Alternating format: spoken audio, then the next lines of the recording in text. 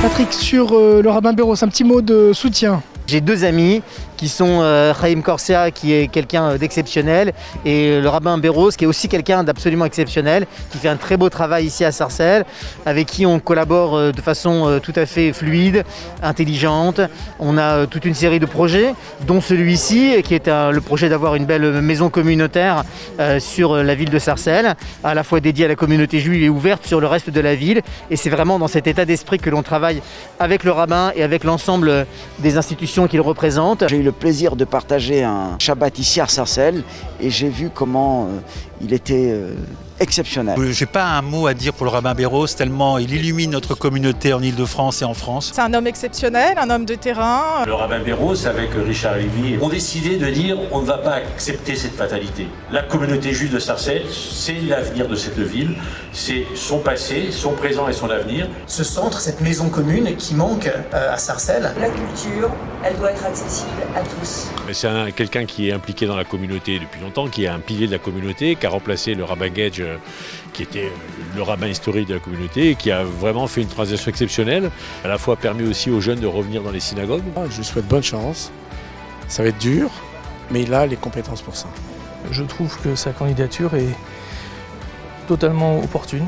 Et cette communauté est portée par un président formidable, un rabbin formidable. Il fait un magnifique travail ici. Et c'est important pour la région que la culture rayonne partout. Et c'est important aussi que ce centre culturel, qui va être un centre d'ouverture, d'échange, qui va permettre à tous les Sarcellois de se rencontrer, voit le jour.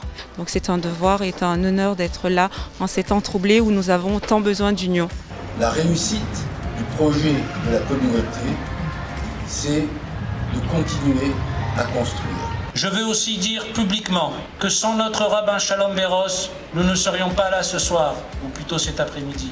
Il est l'âme de ce projet. Conscient de son importance pour dynamiser la communauté, il met toute son énergie dans la réalisation de ce lieu. C'est un homme de foi, de conviction, d'éducation et d'action.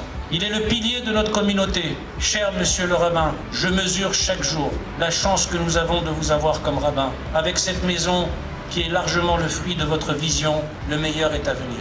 Et donc je demande au rabbin, je dis Laurent, est-ce que tu veux bien que les gens soient reçus dans la grande salle de la synagogue? Il me dit bien sûr.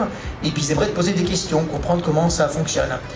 Effectivement, la synagogue était pleine. Ils ont posé plein de questions au grand rabbin qui s'est prêté au jeu merveilleusement.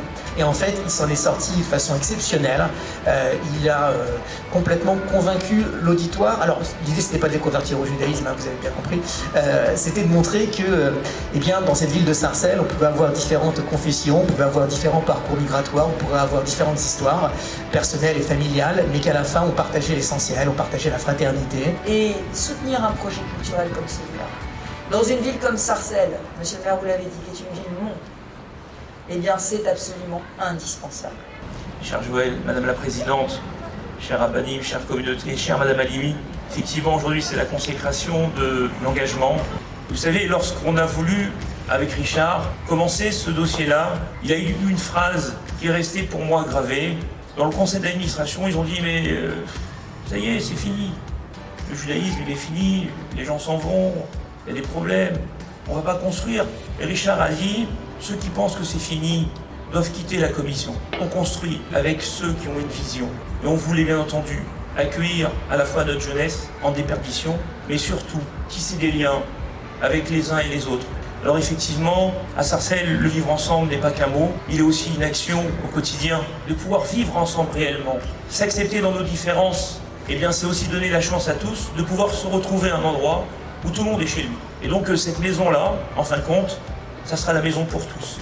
C'est vrai que c'est un centre socio-culturel, et j'ai vu l'intérêt fort de Madame Pécresse pour ce genre d'activité, pour cette construction. Essayons d'utiliser donc nos forces pour nous rassembler. Je veux remercier bien entendu Joël Mergui avec Jacques-Yves Gobot, qui ont vu dans ce projet-là l'avenir d'une communauté.